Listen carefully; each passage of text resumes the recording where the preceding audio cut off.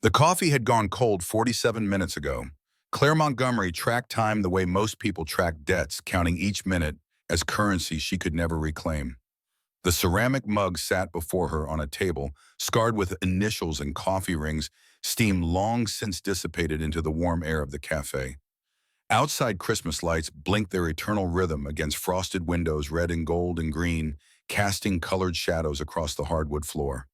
Inside, beneath the low murmur of conversation and the hiss of the espresso machine, silence wrapped around her like a second skin. She had become a spectacle without meaning to. The woman in the designer coat alone on Christmas Eve, checking her phone with the kind of precision that suggested she was waiting for something important. Or someone. The barista had already made two passes by her table each time, slowing just enough to gauge whether she needed rescuing. The couple at the next table whispered behind raised hands, their pity as palpable as the cinnamon scent drifting from the kitchen. Claire knew what they thought. Stood up, abandoned. Another woman who had dressed too carefully for a man who hadn't bothered to show. They were wrong, of course. Or perhaps they were right in ways that mattered more than punctuality. She had arrived at 7:30, exactly 15 minutes early, because arriving on time meant you were already late. That principle had served her well in boardrooms and negotiations in the careful choreography of corporate warfare where milliseconds could mean millions. Margaret had chosen this place, a small cafe on Maple Street that Claire had driven past 1,000 times without ever noticing. No valet parking, no sommelier, no tables reserved for people whose names carried weight. Just mismatched chairs and hand-painted ornaments hanging from exposed beams, the kind of deliberately casual atmosphere that cost nothing and meant everything. The first 10 minutes Claire had occupied herself with email. 17 new messages, most of them urgent in the way that nothing was truly urgent anymore. Her CFO wanted approval on the quarterly projections. Her publicist needed a statement about the merger rumors that kept circulating despite 3 separate denials. Her lawyer had sent another draft of the settlement agreement, this one, with highlighted sections where her ex-husband's attorney had added new demands. She had closed her email at minute 12. The next 15 minutes she had studied the other patrons. A family in the corner booth, 3 generations crammed around a table meant for 4, laughing at something the grandmother said. 2 college students by the window, textbooks spread between them, occasionally glancing up to share a smile that suggested studying was not their primary objective. An elderly man at the counter nursing a coffee and a newspaper, the kind of person who came to cafes not for the coffee, but for the presence of other human beings. People who belonged to each other or to themselves or to this moment in ways Claire had forgotten how to access. At minute 27, the barista had approached with the second cup of coffee. He was young, maybe 23, with a nose ring and a flannel shirt worn soft at the elbows. He set the cup down without speaking, his eyes carrying that particular mixture of kindness and discomfort reserved for witnessing someone else's misfortune. Claire had wrapped her hands around the mug, feeling its warmth seep into her palms. 3 months ago, her hands had worn a platinum wedding band that cost more than most people earned in a year. Now they were bare except for the faint tan line that refused to fade, a ghost of what she had chosen to leave behind. Or what had chosen to leave her. The distinction grew murkier each day. The divorce had been finalized on a Tuesday, not a special Tuesday, not an anniversary or a birthday, or any date that carried symbolic weight. Just a Tuesday in September when 2 people who had once promised forever signed papers that said, actually never mind. Her ex-husband had worn his courtroom face, the one she recognized from business dinners and investor meetings, pleasant and distant and thoroughly unreachable. He had shaken her hand afterward, a gesture so absurd Claire had almost laughed. Almost. You never waited for anything, he had said in the hallway outside the courtroom, his voice carrying none of the anger she might have preferred. Not for me, not for us. You were always 10 steps ahead, and I got tired of chasing. Claire had not cried then. She had nodded, collected her briefcase, and returned to the office for a 3-hour strategy session about expanding into the Asian markets. Crying was for people who had time, and Claire Montgomery had never had time for anything except forward motion. Now she was waiting, and time had become elastic and strange. Minute 34 brought a text from Margaret. How's it going? Is he nice? Claire had stared at the message, thumb hovering over the keyboard, searching for words that would not reveal how thoroughly she was failing at something as simple as a blind date. She had typed and deleted 3 responses before settling on, still here. Margaret had replied immediately with a string of emojis, hearts, and champagne glasses, And that little dancing woman in the red dress because Margaret believed in optimism, the way other people believed in gravity. Margaret had arranged this entire evening with the enthusiasm of someone who had never experienced a bad first date. They had met for lunch at that place in Midtown with the $15 salads where Margaret had shown Claire a photo on her phone with a man with kind eyes and dark hair holding a little girl who wore a smile that suggested she had never encountered a reason not to. He's not what you're used to, Margaret had said, which Claire recognized as code for not wealthy, not powerful, not the kind of man who moved in circles where people knew your name before you entered a room. But he's good, Claire. Really good. And I think you need good right now. Claire had opened her mouth to decline. She had a company to run a board meeting scheduled for the day after Christmas, a PR crisis simmering because her CFO had leaked preliminary numbers to a journalist who specialized in making minor discrepancies sound like federal crimes. She had spreadsheets to review and contracts to negotiate and approximately 700 reasons why blind dates on Christmas Eve were not how successful people spent their time. Instead, she had heard herself say yes. Now at minute 41, she wondered if she had made that choice or if the choice had been made for her by the cumulative weight of all the nights she had returned to a penthouse, empty except for city lights and silence. Her phone vibrated with a new email. The subject line read, "Urgent board member concerns, re-leadership." Claire swiped it away without opening it. Whatever crisis was unfolding in the carefully climate-controlled offices of Montgomery Enterprises could wait. Everything could always wait, except apparently for her. Minute 45. The family in the corner booth stood to leave, pulling on coats and winding scarves around necks, still laughing about something. The father hoisted the youngest child onto his shoulders, and the grandmother said something that made everyone groan. They moved toward the door in a cluster, bumping into each other with the casual intimacy of people who had long since stopped apologizing for taking up space. Claire watched them go, feeling something sharp and nameless lodge beneath her ribs. The elderly man at the counter folded his newspaper, paid his bill, nodded to the barista with the familiarity of routine. The college students had given up all pretense of studying, hands now intertwined across the table, speaking in voices too low to hear, but too intimate to mistake.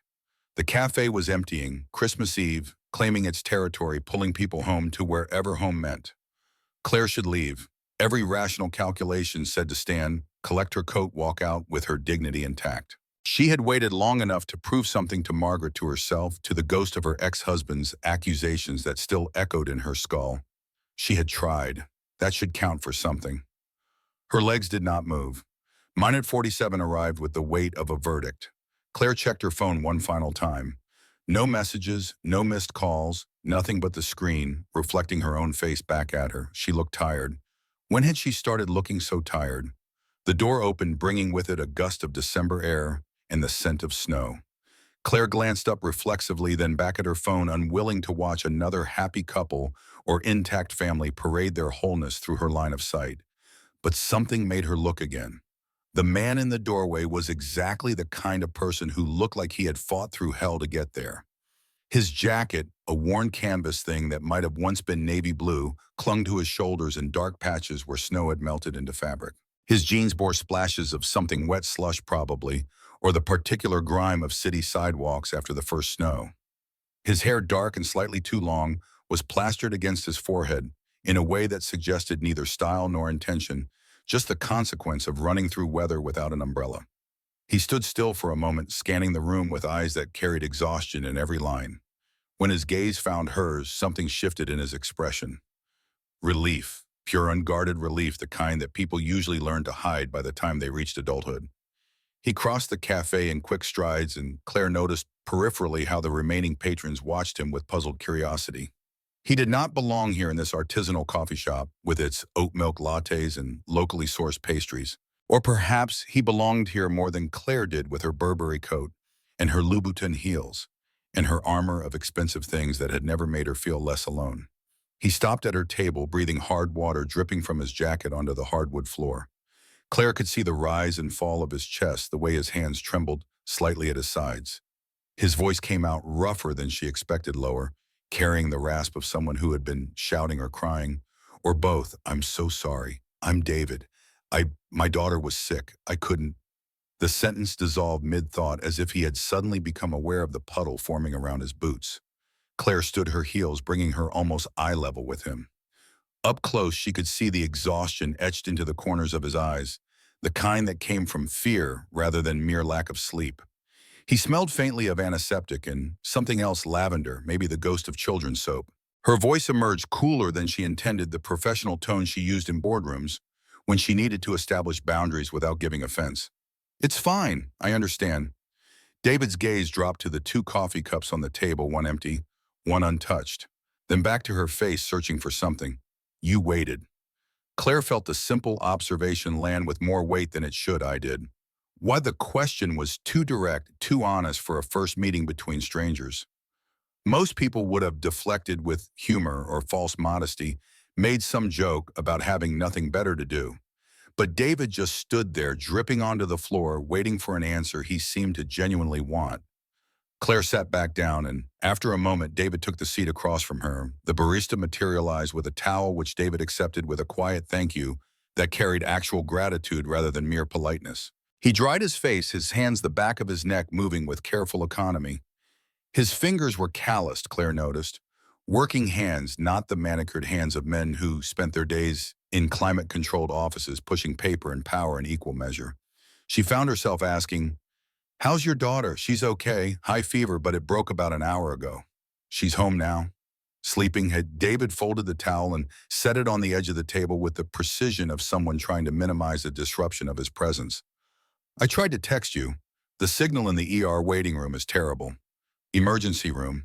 Claire felt something shift in her chest, a small crack in the defensive wall she had constructed around this evening. "You were at the hospital." "Yeah." David picked up the menu, set it down again without looking at it. His hands shook just slightly. A tremor he seemed unable to control. "I thought about canceling, but Emma, that's my daughter, she told me I should come. She said you might be nice." The observation landed with unexpected force. Claire heard herself ask, "Am I?"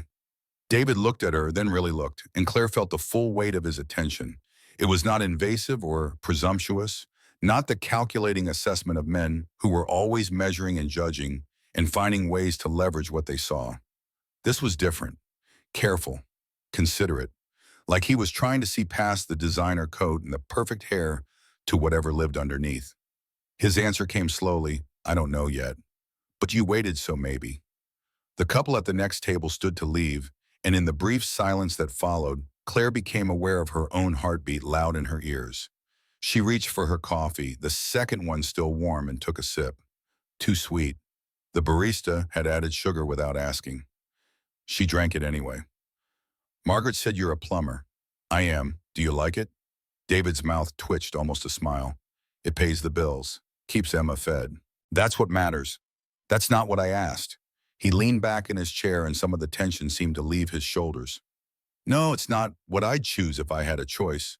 But I do it well and people need me, so that counts for something." Claire thought about her own work, the endless board meetings and acquisitions, the strategy sessions where she moved money around like pieces on a chessboard. People needed what she provided.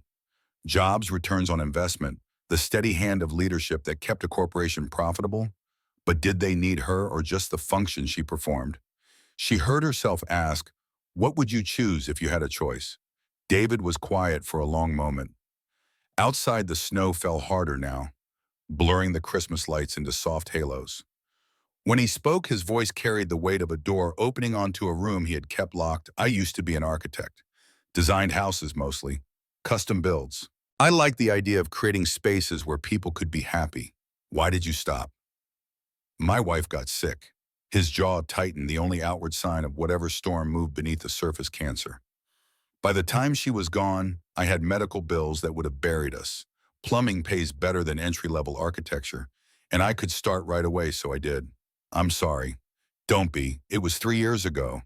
We're okay now, Emma and me." He said it like a mantra, like if he repeated it enough times, it might become true rather than simply necessary. The barista returned this time with a notepad. David ordered water, just water. Claire watched the way his eyes skipped over the menu, avoiding the prices, doing the mental arithmetic of someone who had learned to measure everything against the cost of survival. Something in her chest tightened. Get something to eat. Please, I'm fine. She waited until he looked at her. Get something to eat. He ordered a sandwich. Turkey and Swiss, the cheapest item on the menu. When the barista left, Claire felt the weight of silence between them, heavy and awkward, and strangely intimate. You didn't have to do that, David said. I know.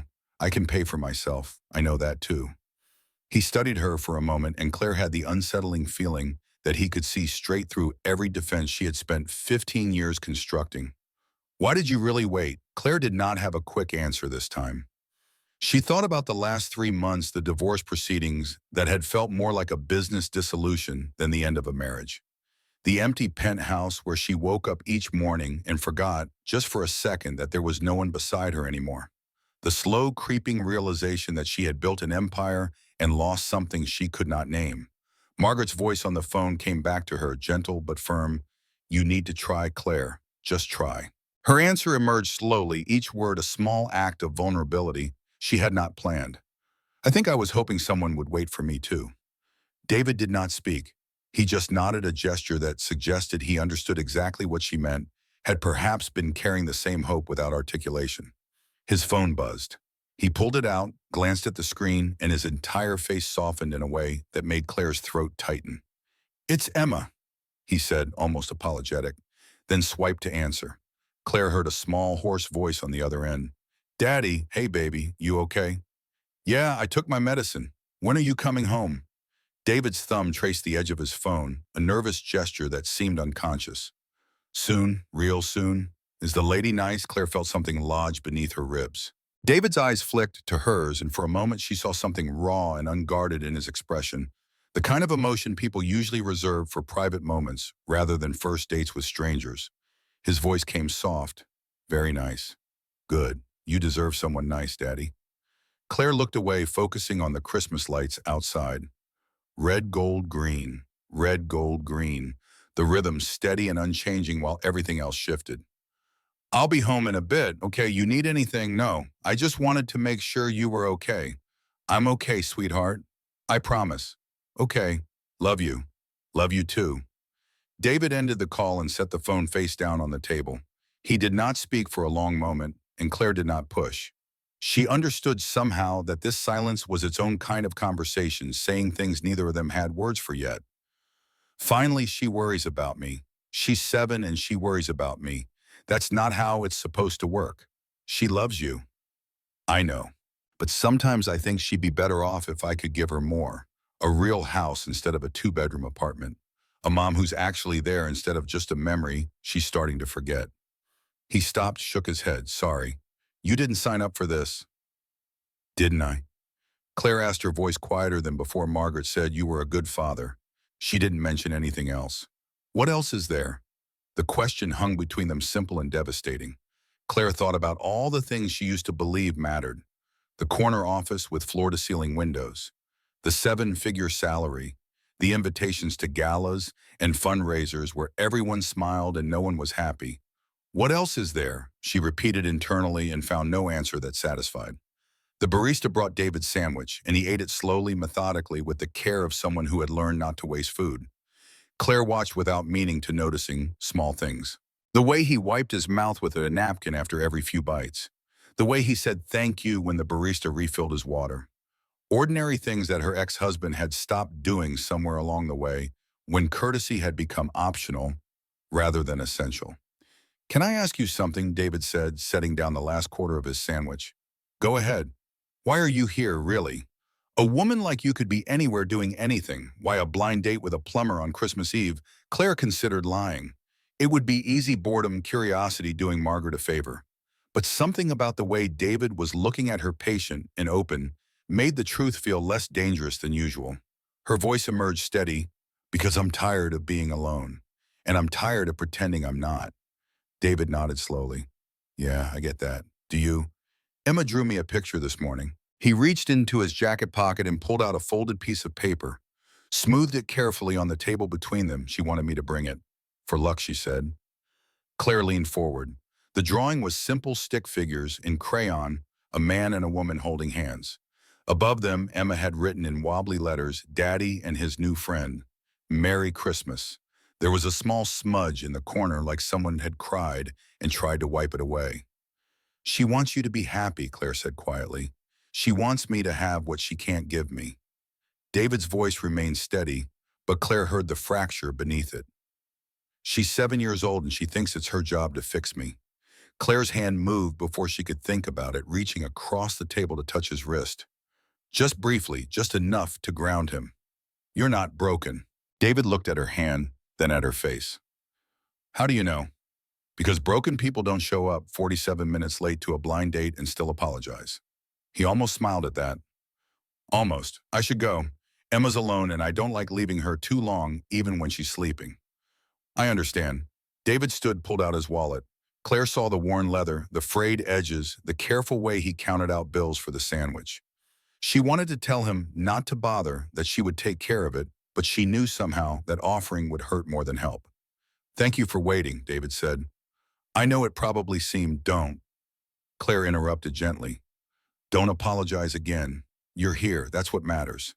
He tucked Emma's drawing back into his pocket, and Claire felt a sudden, irrational urge to ask him to stay.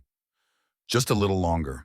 Just until the snow stopped or the cafe closed, or she could figure out why this felt different from every other first date she had endured. Can I? David stopped, started again. Can I see you again? Or was this enough? Claire stood gathering her coat and purse in the carefully constructed composure that usually served as armor. Do you have plans for the rest of the night, just going home to Emma? Can I come with you? The question surprised them both. David blinked and Claire felt heat rise in her cheeks, a sensation she had not experienced in years. I don't mean I know what you mean. David held up a hand, not quite smiling, but not quite not. Emma said she wanted to bake cookies tonight. She's probably too sick, but if you wanted to, if you don't mind, I'd like that, Claire said and meant it. They walked out into the snow, together side by side, but not touching. Claire felt something shift in her chest, not certainty or answers, just the beginning of a question she had not known she needed to ask. The cold air hit her face like a benediction. Snow fell in thick flakes covering the sidewalk and the parked cars and the city in a blanket of white that made everything clean and new. Christmas lights blinked from storefronts and apartment windows, and somewhere in the distance, Claire heard carolers singing about peace on earth and goodwill toward men. David pulled his jacket tighter and glanced at her. The bus stop is 2 blocks that way. We can walk or I can call an Uber if... Let's walk. You sure? Those heels don't look... I'll be fine. She was not fine. The Louboutins were designed for carpeted boardrooms and polished marble floors, not icy sidewalks slick with new snow. But Claire had not gotten where she was by admitting weakness, so she walked each step careful and deliberate, focusing on balance and forward motion. They did not speak much during those 2 blocks.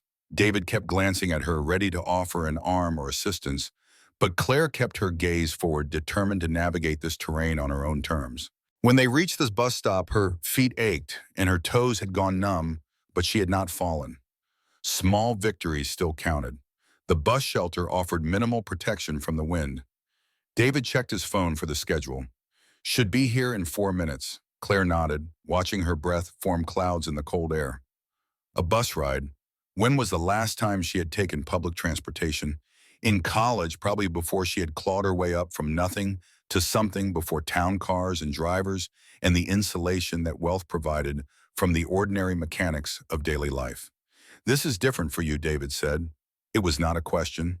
Yes, you don't have to do this. We can... Claire cut him off. I want to. 3 other people joined them at the bus stop. A woman in scrubs, probably just finishing a shift at one of the nearby hospitals. A teenager with headphones nodding along to music Claire could not hear. An elderly man carrying shopping bags that suggested last-minute Christmas preparations. None of them looked at Claire's coat or her shoes or seemed to register that she did not belong. They simply waited, accustomed to the rhythm of buses and schedules and the communal patience required for public transit. The bus arrived with a hydraulic hiss, and David gestured for Claire to board first. She climbed the steps, fumbling slightly with her purse as she searched for what a Metro card cash. She had not considered the practical mechanics of bus travel. I got it, David said quietly, swiping a card twice. They moved toward the back, taking seats near the window. The bus was maybe a third full, other Christmas Eve travelers heading home, or to celebrations, or wherever this night was taking them. Claire settled into the worn seat, feeling the subtle vibration of the engine through the floor, and watched the city slide past the fogged windows. Storefronts with closed signs and holiday decorations. Streetlights casting yellow pools on white snow. The occasional glimpse through windows of families gathered around dinner tables, their silhouettes framed by warm light. This was a city she had lived in for 20 years, without really seeing moving through it in the insulated bubble of wealth and convenience. David sat beside her, not quite touching, but close enough that she felt his warmth. He did not try to fill the silence with small talk, and Claire found herself grateful for that. She needed the quiet to process what she was doing, following a stranger to his home on Christmas Eve, because his 7-year-old daughter had drawn a picture and a barista had brought her free coffee. The logic was absurd. Every instinct she had honed over 15 years of building a company, from nothing to something worth hundreds of millions, said to get off at the next stop, call her driver, return to the penthouse and the known quantity of her own company. But something stronger than logic or instinct kept her seated, watching the city pass. The bus lurched to a stop on 7th Street. David stood. "This is us." Claire followed him off the bus and onto a sidewalk that had been partially cleared but was already accumulating new snow. The building in front of them was old but well-maintained red brick with white shutters and a row of mailboxes by the front door. It looked solid, permanent, the kind of place where families stayed for generations rather than treating residences as temporary investments. David unlocked the main door and held it open. The hallway inside smelled like someone had been cooking pot roast, and Claire heard the muffled sound of a television playing in one of the ground floor apartments. The staircase was narrow wood, worn smooth by decades of footsteps, and as they climbed to the second floor, each step creaked in a different register, creating a kind of unintentional music. This was nothing like her penthouse with its floor-to-ceiling windows and marble countertops and the aggressive silence of expensive insulation. This building breathed and settled and made noise full of life even when unseen. David stopped at a door marked 2C and fumbled with his keys for a moment before the lock turned. He stepped inside and Claire followed, crossing a threshold into a life utterly different from her own. The apartment was small, a living room that flowed directly into a kitchen, no walls to separate the spaces, a hallway that probably led to 2 bedrooms. But it was warm in a way that had nothing to do with temperature and everything to do with the presence of love made visible. A Christmas tree stood in the corner, maybe 5 feet tall, branches heavy with homemade ornaments, construction paper snowflakes, popsicle stick reindeer. A star at the top made from aluminum foil, slightly crooked, catching the light from a nearby lamp. Under the tree, a handful of presents wrapped in newspaper and tied with string. And on the couch, curled under a blanket, was Emma. She was small for 7, Claire thought, with dark hair that fell across her face in sleep. Her cheeks were still flushed, the remnant of fever, and her breathing carried a slight wheeze that suggested the illness had not completely released its grip. The television played quietly, some cartoon with bright colors and cheerful music, but Emma's eyes were closed. David crossed the room and knelt beside her, pressing the back of his hand to her forehead. Still warm, he murmured more to himself than to Claire. He adjusted the blanket, tucked it around her shoulders with infinite care, and when he stood, his expression held something that went beyond love. Pride, grief, hope, all tangled together in a way Claire did not fully understand but recognized nonetheless. "She's beautiful," Claire whispered. David looked at his daughter with eyes that saw everything. "She looks like her mom. Same hair, same stubborn chin." Emma stirred, her eyes fluttering open. For a moment, confusion clouded her face, and then she saw David and smiled. A sleepy, genuine smile that made Claire's chest ache in ways she could not name. "Daddy," Emma whispered, "you're back. I'm back, baby." Emma's gaze shifted to Claire, and there was no shyness in it, no hesitation. Just curiosity. "Are you Daddy's friend?" Claire moved closer, kneeling so she was at Emma's level. "I hope so." "I'm Claire. I'm Emma." She coughed, a rough sound that made David wince. "Did Daddy show you my picture?" "He did. It's beautiful." Emma's smile widened. "Do you like cookies?" "I do." "Good, because Daddy said we could bake some tonight, but I don't think I can get up." She looked at David, apologetic. "I'm sorry, Daddy." "Hey." David sat on the edge of the couch, brushing hair from Emma's face with fingers that trembled slightly. "You don't apologize for being sick. We'll bake cookies another time." But it's Christmas Eve, and Emma's lower lip trembled, and Claire saw David's resolve waver. She stood crossing to the small kitchen without fully planning the movement. Opened the fridge. Butter eggs. A cupboard revealed a half-empty bag of flour. Sugar in a plastic container that had seen better days. The basic ingredients of something ordinary made special by intention. What if Claire turned back to them, the words forming as she spoke? We bake cookies here. Emma can tell us what to do and we'll do the work. That way she can still be part of it. Emma's eyes lit up with hope that made her look even younger than 7. David stared at Claire like she had just offered him something he did not know how to accept. You don't have to. I want to. Claire interrupted and realized she meant it really. She did not know why exactly. Maybe it was the way Emma looked at her father like he was the entire universe compressed into one person. Maybe it was the homemade Christmas tree and the smell of cookies baking that was more memory than actual scent. Maybe it was the fact that for the first time in months, maybe years, Claire felt like she was exactly where she was supposed to be.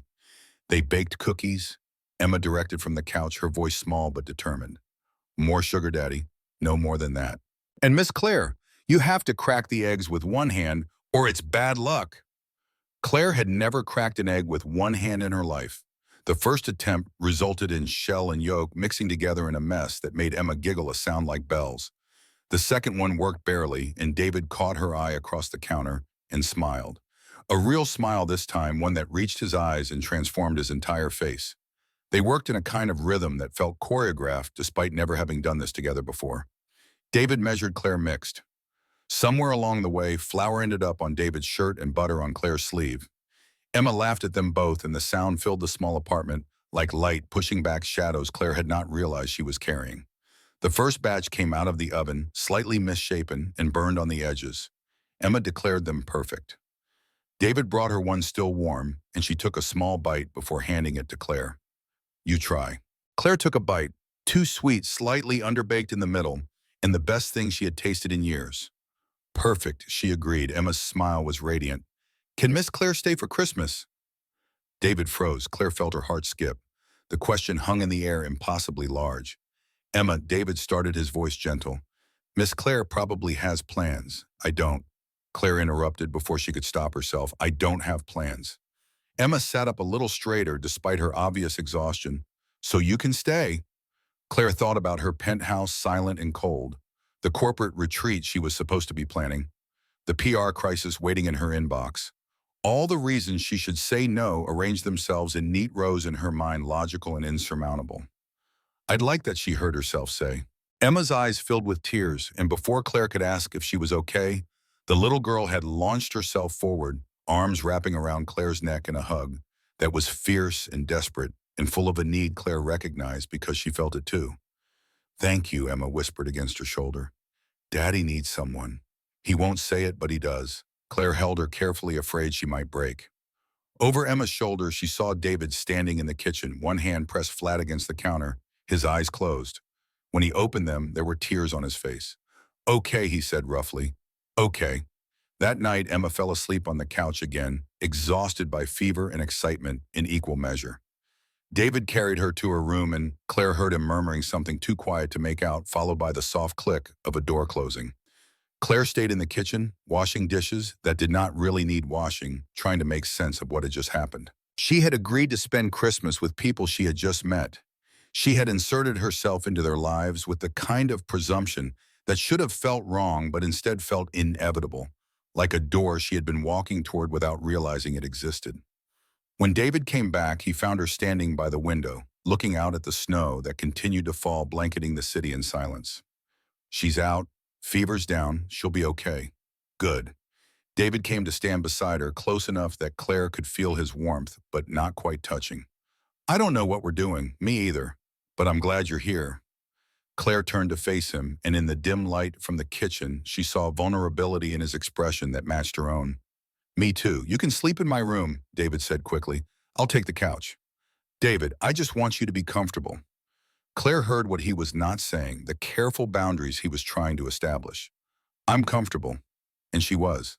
In this small apartment, with its creaking floors and homemade Christmas tree, Claire felt more at ease than she had in her penthouse in months, not because the space was better, but because it was full of love and hope, and the stubborn belief that tomorrow might be different from today. They stayed up late talking in low voices so they would not wake Emma.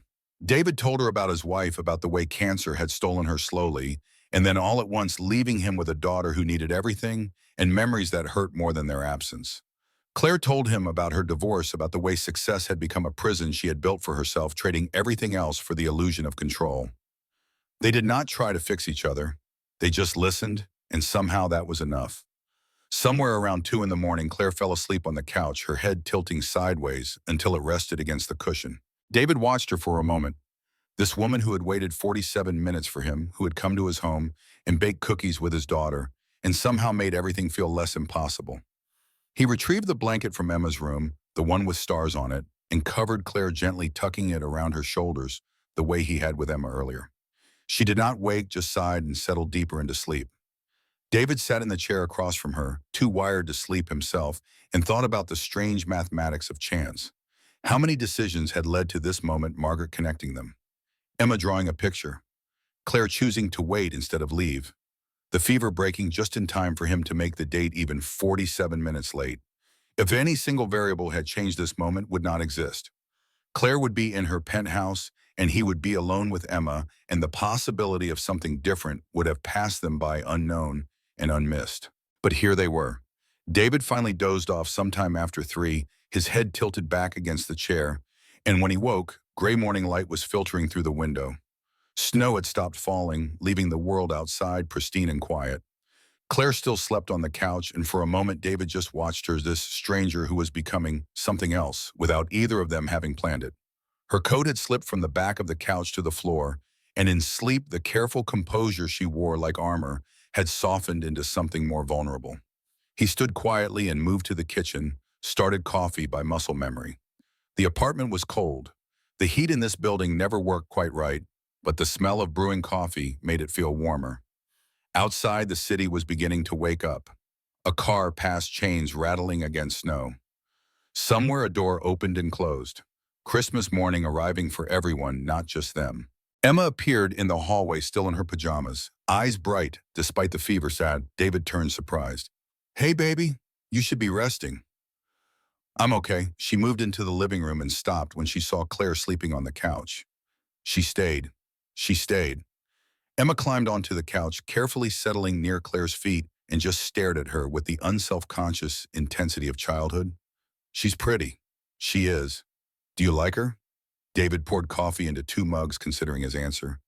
"Yeah, I do. Like her, Emma," she giggled, the sound still carrying a rough edge from being sick. "It's okay if you do. I think she likes you too. How do you know?" "Because she waited, and she came here, and she helped us make cookies even though her clothes were fancy." Emma's logic was unassailable in the way that children's logic often was, cutting through complication to simple truth. Grown-ups don't do that unless they like someone. "Maybe you're right." "I'm always right," Emma said, that the confidence of someone who had never encountered evidence to the contrary.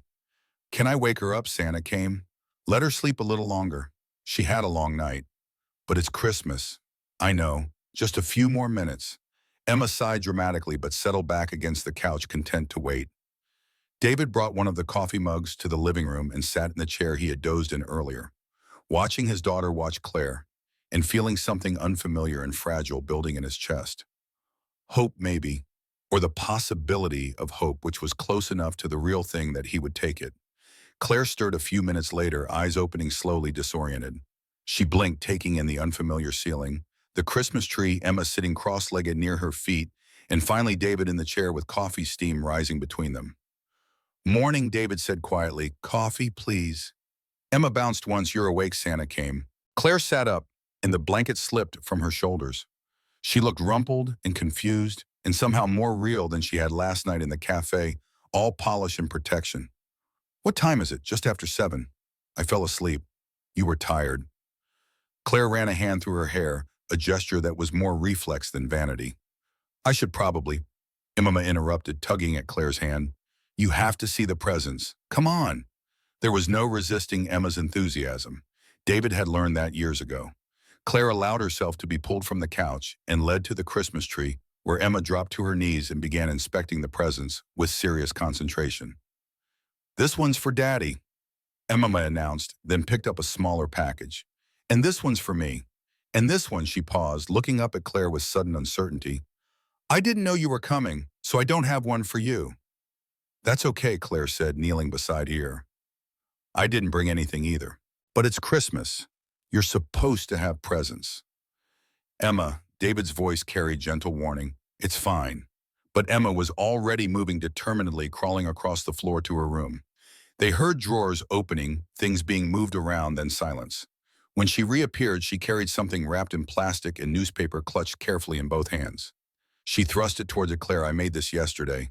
Daddy wrapped it for me because I couldn't do it right. Claire's hands shook slightly as she took the package and carefully unwrapped it. Inside was a cookie, heart-shaped, decorated with red frosting, and in Emma's unsteady hand the words, "Thank you for waiting." Claire could not speak. She just held the cookie and felt tears slide down her cheeks, hot and unfamiliar.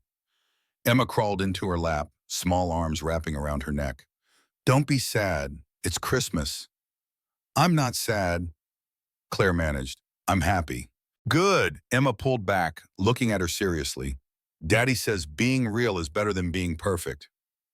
Are you real? Claire looked at David, who was watching them with an expression she could not quite name. I'm trying to be. Emma nodded, satisfied. Then you can stay. They spent Christmas morning together, the three of them and no one else. They ate cookies for breakfast. Emma's idea enthusiastically approved by all parties. They opened presents that were small and thoughtful, and nothing like the expensive gifts Claire usually exchanged with colleagues and clients. Emma gave David a drawing of the three of them standing in front of a house that looked nothing like the apartment, but had flowers in the yard and a sun with rays like eyelashes. David gave Emma a new set of crayons, 64 colors, in a box that was mostly empty space but treasure nonetheless. Claire had brought nothing, but Emma did not seem to mind or even really notice. Around noon, Claire's phone buzzed. Margaret. She let it go to voicemail. Then a minute later, it buzzed again. And again. You don't have to stay, David said, coming to stand beside her in the kitchen. If you need to go, I understand. Claire looked at him. This man who had shown up 47 minutes late and apologized too many times, who baked cookies with flour in his hair and loved his daughter more than anything, and still somehow had room in his heart to let Claire in. I know I don't have to, she said, but I want to. David's hand found hers, rough calluses against smooth skin. It was the same question he had asked in the cafe, and this time Claire had an answer. Because you waited too. You didn't give up on tonight even when you had every reason to. You came anyway. And I think she stopped, steadied herself. I think that's what love is. Showing up, especially when it's hard. Claire, David's fingers tightened around hers.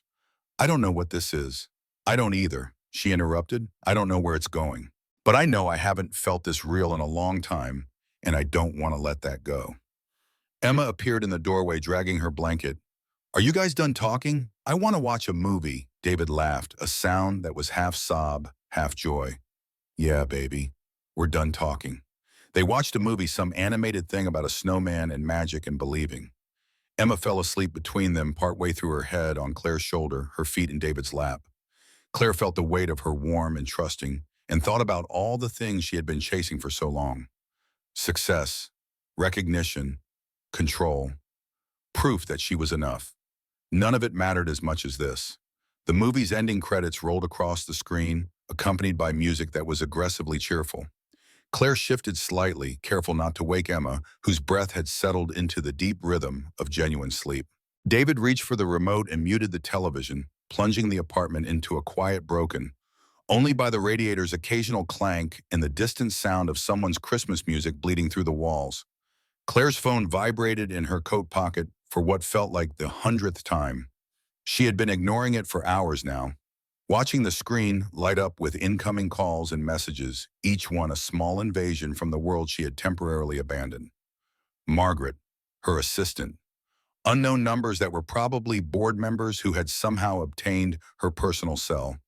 The urgency of other people's needs pressing against the boundaries of this fragile moment. David noticed. You can check it. I won't be offended. It can wait. Can it? The question carried no judgment, just curiosity. Claire looked at Emma's sleeping face, peaceful in a way that suggested the fever had finally broken completely. then at David, whose eyes reflected concern she had not earned yet, but somehow had anyway. Her phone vibrated again. This time she pulled it out. 17 missed calls, 23 unread messages. The most recent was from Margaret, marked urgent. Claire, I know you're with David, but this is serious. Richard leaked the restructuring plans to Bloomberg. The board is convening an emergency session tomorrow. They need you there. Claire's stomach dropped.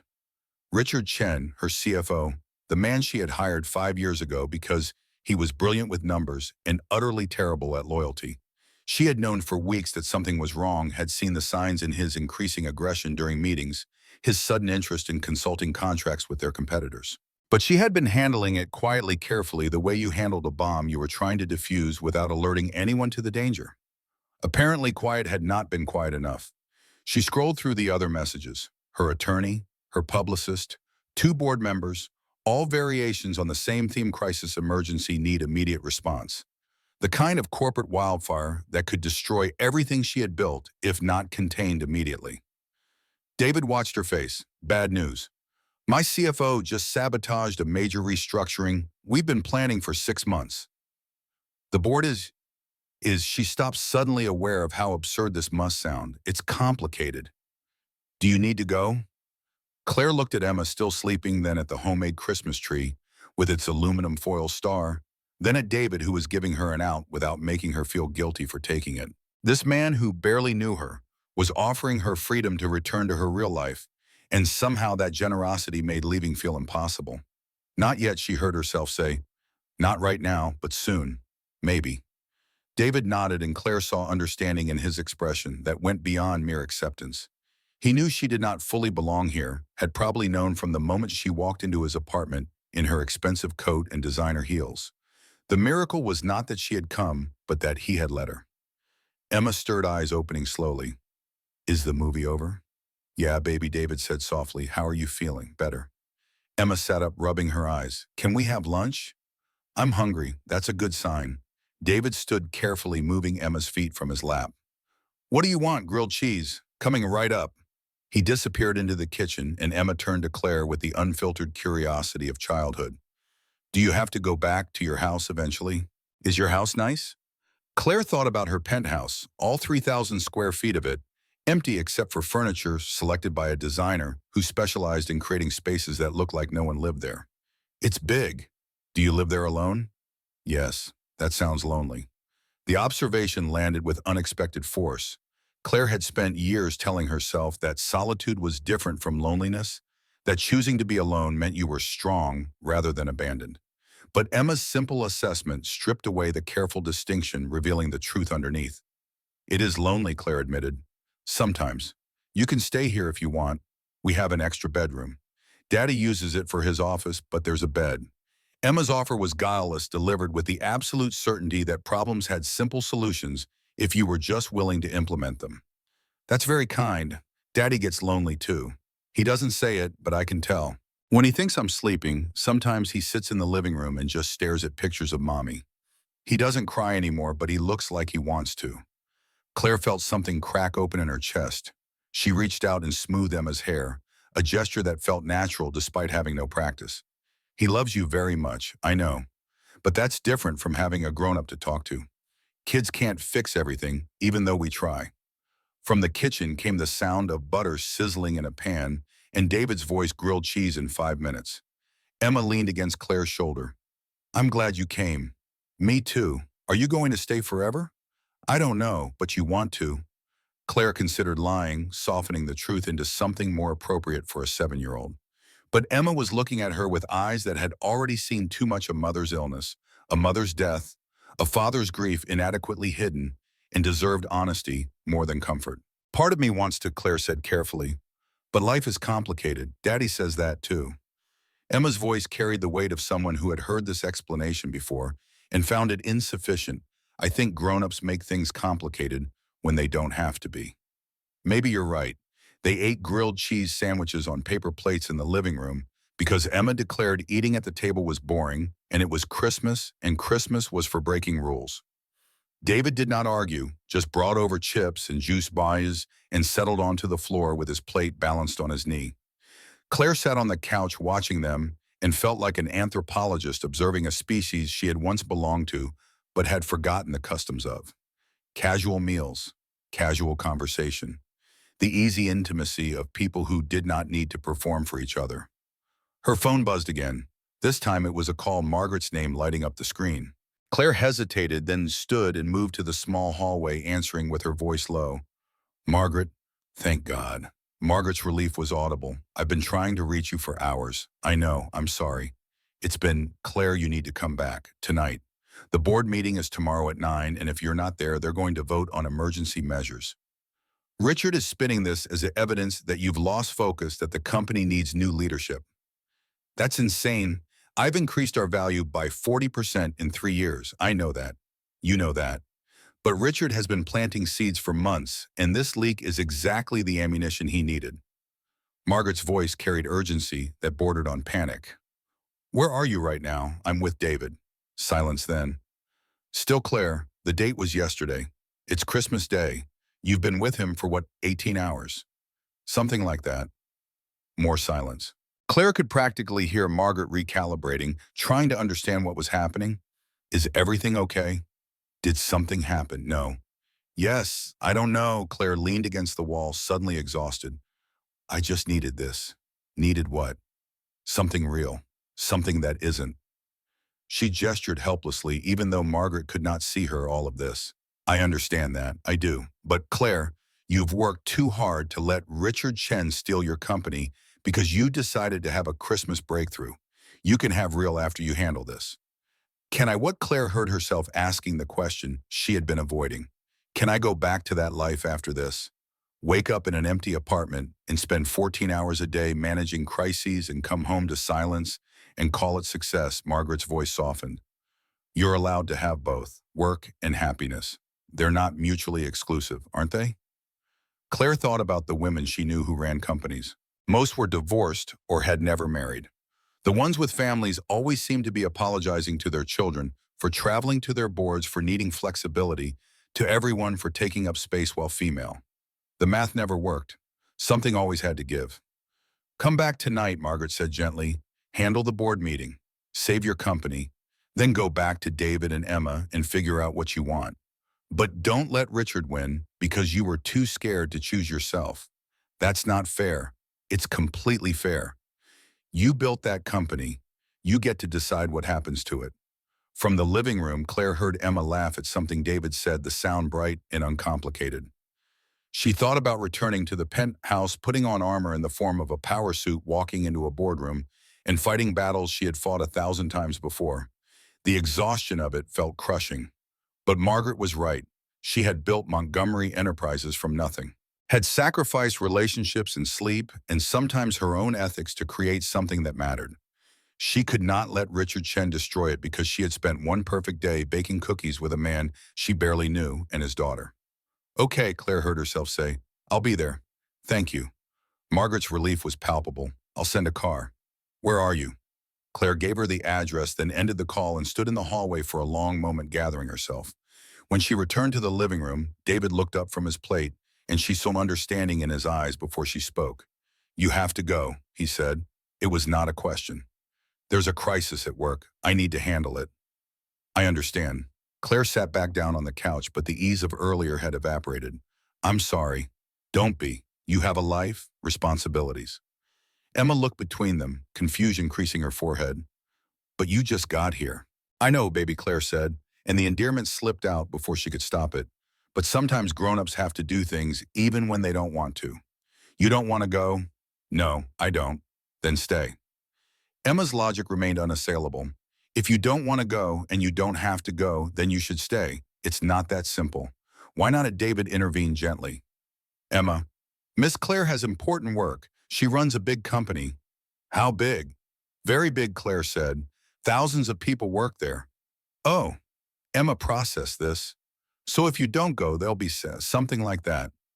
Emma nodded slowly, and Claire saw her trying to be mature, trying to understand adult complications that should not have to be explained to 7-year-olds. Okay, but you'll come back. Claire looked at David, who was carefully not looking at her.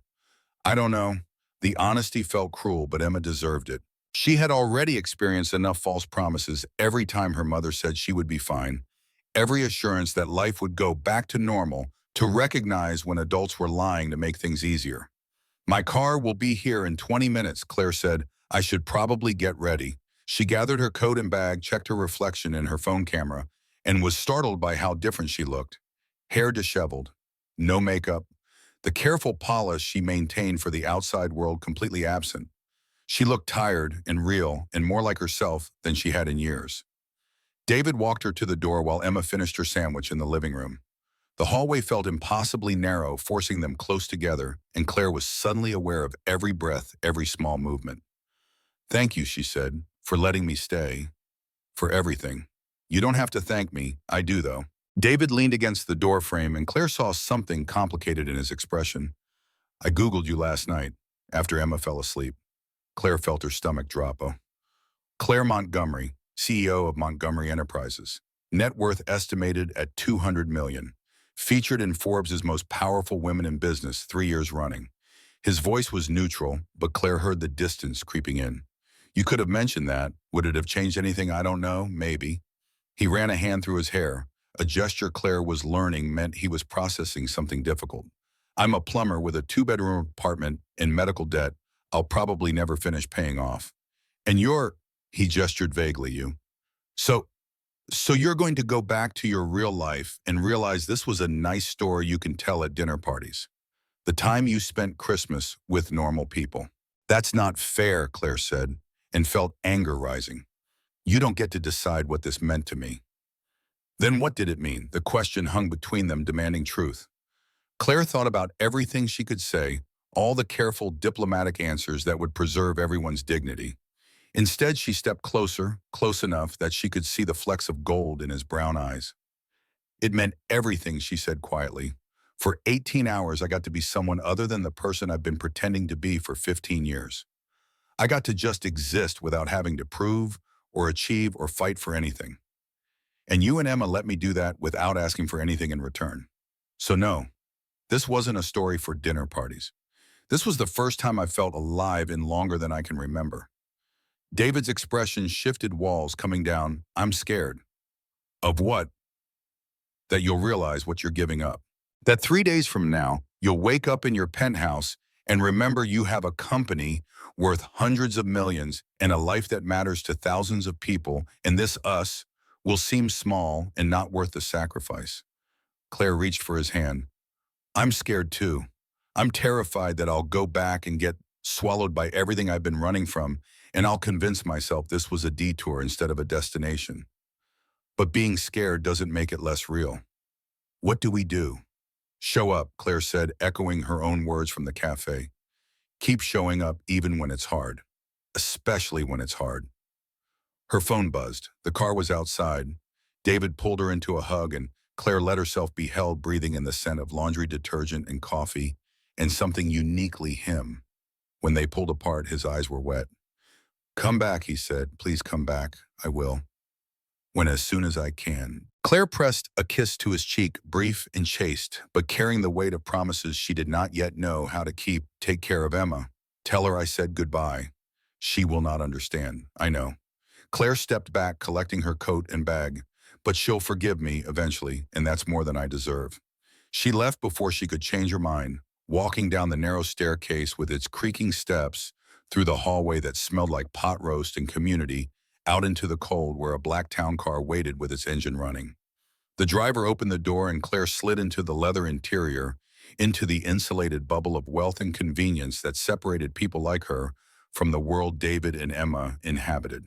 The car pulled away from the curb, and Claire watched the red brick building disappear behind them, wondering if she had just made the biggest mistake of her life or the only choice that made sense. Her phone came alive with notifications the moment she allowed herself to check it.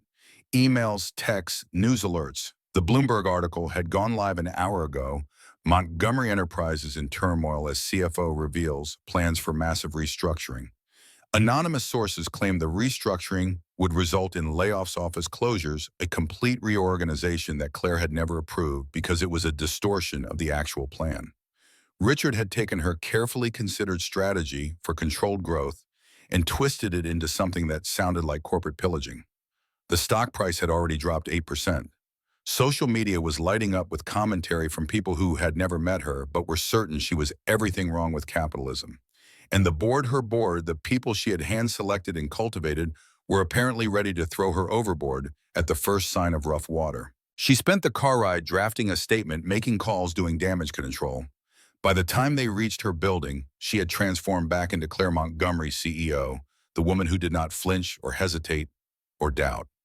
The doorman greeted her with professional warmth, and she took the private elevator to the 42nd floor to the penthouse that cost more than David would earn in a lifetime. The apartment was exactly as she had left it, immaculate, empty. The cleaning service had been through erasing any evidence that a human lived here. The kitchen gleamed unused. The living room looked like a showroom. Even her bedroom, her private sanctuary, carried the sterile perfection of a five-star hotel. Claire stood in the center of the living room and felt the silence press against her eardrums. No Emma's laughter, no David's quiet presence. No warmth or life or any indication that the universe contained anything except glass and steel and the aggressive neutrality of expensive taste. She unpacked her bag, discovering Emma's cookie, wrapped carefully in plastic at the bottom. The frosting had smudged, but the words were still legible. "Thank you for waiting." Claire set it on the kitchen counter, then stared at it for a long moment before crying in a way she had not cried since her marriage ended. Deep, wrenching cries that came from somewhere beneath her ribs, releasing months of careful control. She cried for the life she had built that felt increasingly like a prison. She cried for David and Emma, who deserved better than someone who kept running away. And she cried for herself, for the woman who had gotten lost somewhere between ambition and arrival. When the tears finally stopped, Claire washed her face, put on her armor in the form of an Armani suit, and spent the rest of Christmas night preparing for war. The board meeting would determine everything, and Claire Montgomery had never lost a fight that mattered. The boardroom on the 57th floor of Montgomery Tower felt like a courtroom where the verdict had already been decided. Claire arrived at 8:45, 15 minutes early, her Armani suit pressed to perfection and her expression revealing nothing. The conference table could seat 20, but only 12 chairs were occupied, each board member positioned like chess pieces in a game she had not realized she was playing. Richard Chen sat at the far end, his posture relaxed in a way that signaled confidence. He had dressed carefully for this moment, choosing a navy suit that suggested stability and a burgundy token that whispered power. When Claire entered, he did not stand or acknowledge her beyond a slight nod, a calculated dismissal that told everyone present exactly what he thought of her authority. The board members shifted uncomfortably. Patricia Holbrook, who had served on the board since the company's inception, met Claire's eyes with something that looked like apology. James Whitmore studied his coffee with sudden fascination. Even Marcus Chen, no relation to Richard despite the shared surname, who had once told Claire she reminded him of his daughter, could not quite look at her directly. Claire took her seat at the head of the table, set her leather portfolio down with precision, and waited. Silence was a weapon she had learned to wield early in her career, and she deployed it now, letting the discomfort build until someone felt compelled to break it. Patricia cleared her throat. "Claire, thank you for coming on such short notice. My company was being publicly dismantled. Where else would I be?" Richard leaned forward, his voice carrying false concern. "We were worried you might not make it. Given your," he paused delicately, "recent absence. I took Christmas off. That's hardly unprecedented. You took Christmas off without informing anyone of your whereabouts while a major crisis was unfolding." Richard's smile did not reach his eyes. Some might call that abandoning ship, and some might call leaking confidential strategic plans to the press, corporate espionage. Claire replied, her voice pleasant as poison. "But I'm sure we'll get to that." The tension in the room crystallized into something sharp enough to draw blood. James Whitmore shifted in his chair, finally looking up from his coffee. "Perhaps we should review what actually happened before accusations start flying." Patricia nodded, pulling out a tablet. The Bloomberg article published yesterday afternoon claims Montgomery Enterprises is planning a restructuring that will eliminate 30% of our workforce and close our Chicago and Seattle offices. The article cites anonymous sources with knowledge of the plan. "Those sources would be fictional," Claire said calmly, "because that plan doesn't exist." Richard's expression remained neutral. "The article contains details that could only have come from someone with access to our internal planning documents. It contains distortions of details from our growth strategy proposal, Claire corrected, which I presented to this board 6 months ago and which you all approved. The actual plan involves strategic expansion, not contraction. But someone took elements from that proposal and twisted them into something designed to tank our stock price. And you think that someone was me, Richard said, still smiling. I think you're the only person with both access and motive. Claire pulled out her own tablet, began pulling up documents. You've been in discussions with Stellar Industries for the past 3 months. Preliminary talks about a consulting position that would begin immediately after you leave Montgomery Enterprises. That's a lie. Claire turned her tablet to face the board showing emails she had obtained through methods she would not discuss. These are from Stellar's VP of Operations. They reference multiple meetings, salary negotiations, and one particularly interesting exchange where you promised to provide inside knowledge about our expansion strategy. The room went very quiet. Patricia leaned forward to examine the screen, her expression hardening. Marcus finally looked at Claire directly, and she saw calculation in his eyes reassessing the situation. Richard's composure cracked slightly. Those are taken out of context. The context seems pretty clear. James said, his earlier discomfort replaced by anger. You've been shopping our secrets to a competitor while simultaneously trying to undermine Claire's leadership. I've been protecting this company from reckless expansion that could bankrupt us. Richard's voice rose. Claire has been distracted for months. Ever since her divorce, she's been making increasingly erratic decisions, such as she approved the Technova acquisition without proper due diligence. She signed off on the Miami office expansion, despite clear market indicators suggesting it would fail. And for the past week, Richard gestured dismissively, she's been completely unreachable while our stock price collapsed. The Technova acquisition increased our market share by 18%. Claire said, her voice still level. The Miami office is on track to exceed projections by the end of Q2. And I was unreachable for exactly 36 hours over Christmas, which you used to plant a story designed to create a crisis that would justify this meeting. Patricia was scrolling through documents on her tablet. Richard, these emails are damning. If Claire is correct about your negotiations with Stellar, she's not correct. Richard stood abruptly. She's desperate to deflect attention from her own failures. Sit down, Marcus said quietly, and something in his tone made Richard comply. We're going to take a 10-minute recess. Claire, Richard, you'll both wait outside while the board confers. Claire gathered her things and walked out with her head high, feeling the weight of Richard's anger following her. In the hallway, they stood on opposite ends of the space, not speaking until Richard finally broke the silence. You won't win this, he said. Even if they side with you today, I've already done the damage. The market thinks you are unstable. Your reputation is compromised. My reputation survived building a company from nothing. It'll survive you. You're making a mistake. Richard moved closer, lowering his voice. I could have been an ally. We could have built something together. I don't build things with people who leak confidential information to sabotage me. Is that what you think this is? Sabotage? Richard laughed, sharp and bitter. This is a wake-up call. You've been sleepwalking through your own life for months, and everyone can see it. The divorce broke something in you. The words landed harder than Claire wanted to admit. She thought about the past 6 months, the morning she had woken up and gone through the motions without fully engaging the decisions she had made on autopilot, while some essential part of her retreated further inward.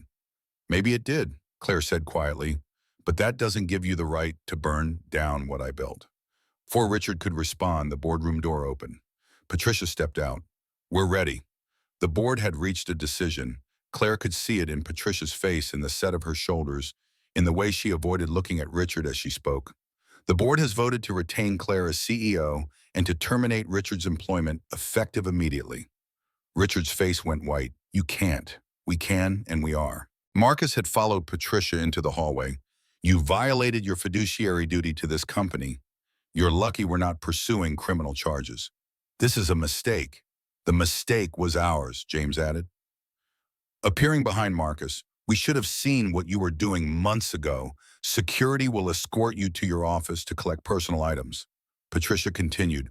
All company property, including your laptop and phone, will remain here. Your access has already been revoked. 2 security guards appeared as if summoned, and Richard looked between them and the board members with an expression that cycled through disbelief, anger, and finally resignation.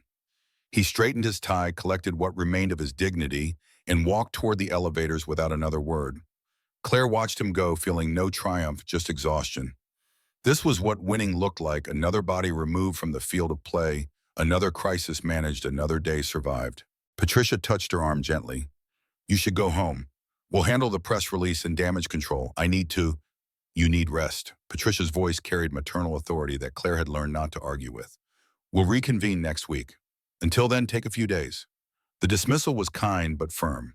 Claire returned to her office, handled a few urgent emails, and was back in the town car by noon.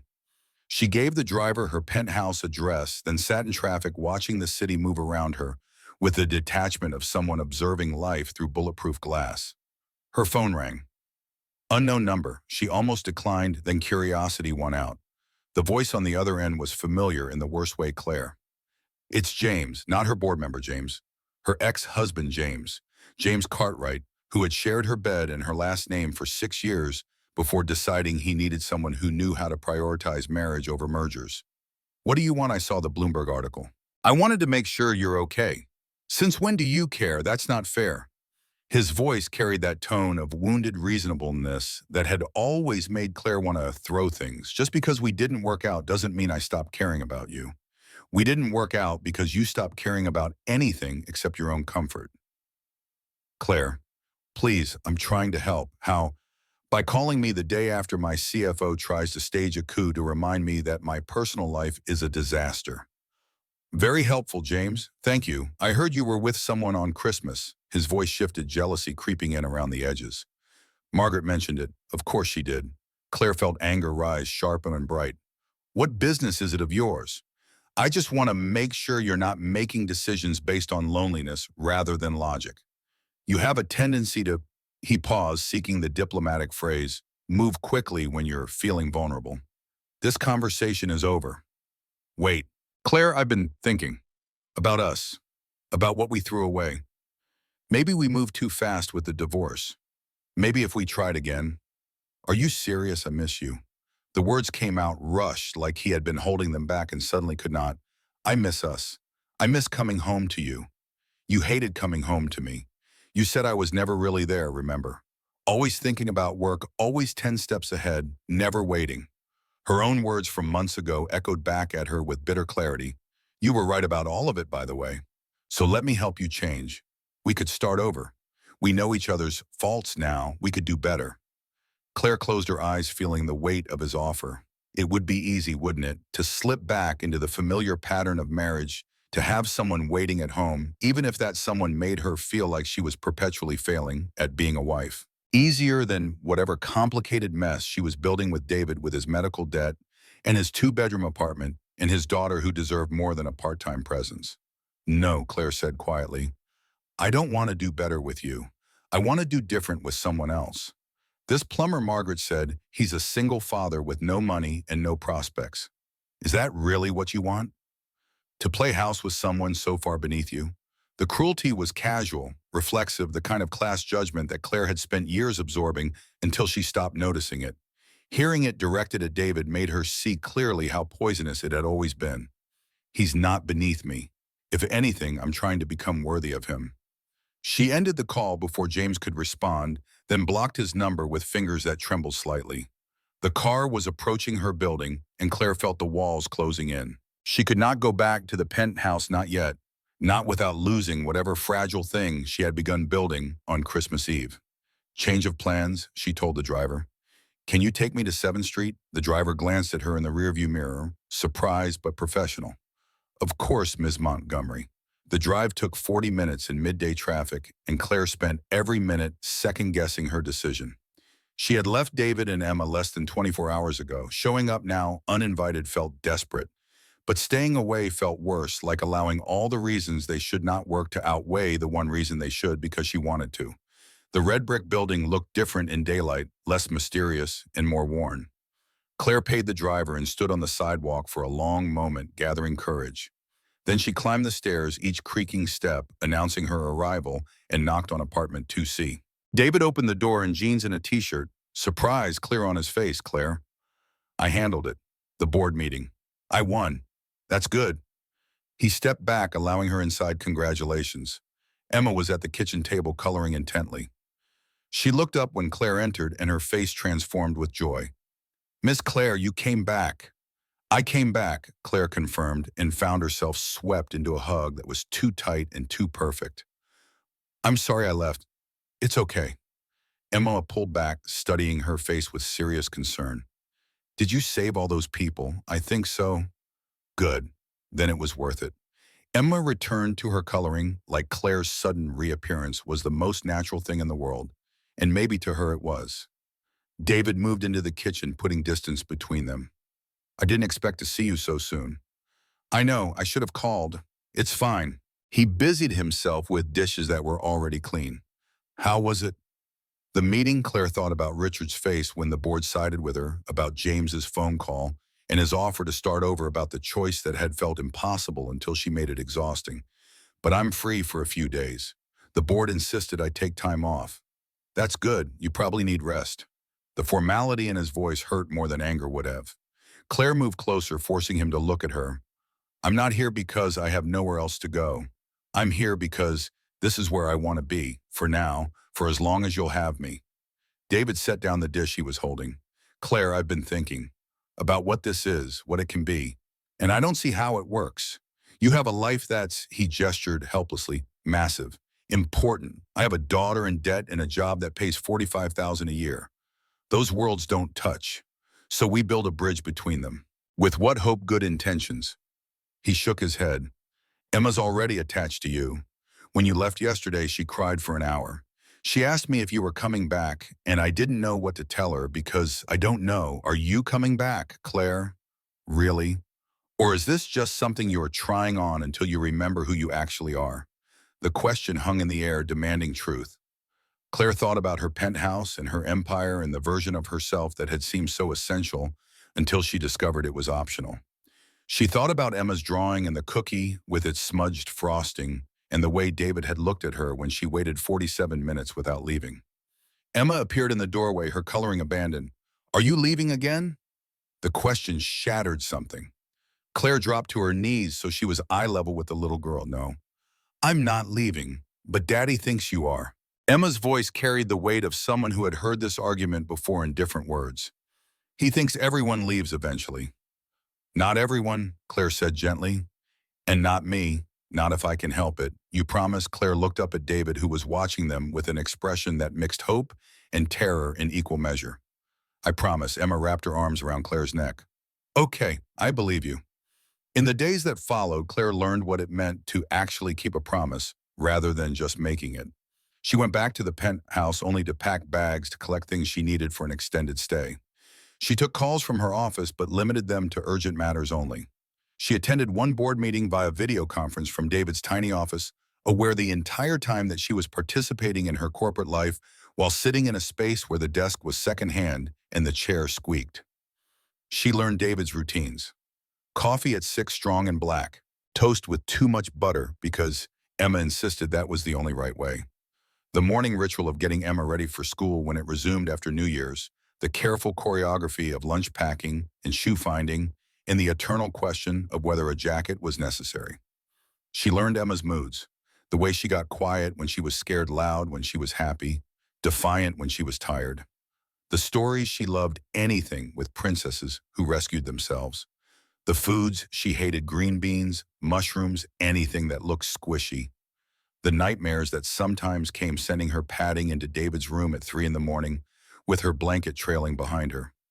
And she learned herself, or maybe relearned the person she had been before ambition had consumed everything else. The woman who could spend an hour building a blanket fort without checking her phone. Who could find joy in teaching Emma to make pancakes from scratch. Who could sit beside David on the couch in comfortable silence and feel more present than she had in any boardroom. But the contradictions remained. She was Claire Montgomery, CEO, worth $200 million and responsible for thousands of employees. And she was also Claire, who slept on David's couch because sharing his bed felt too fast, but leaving felt impossible. The tension came to a head on New Year's Eve.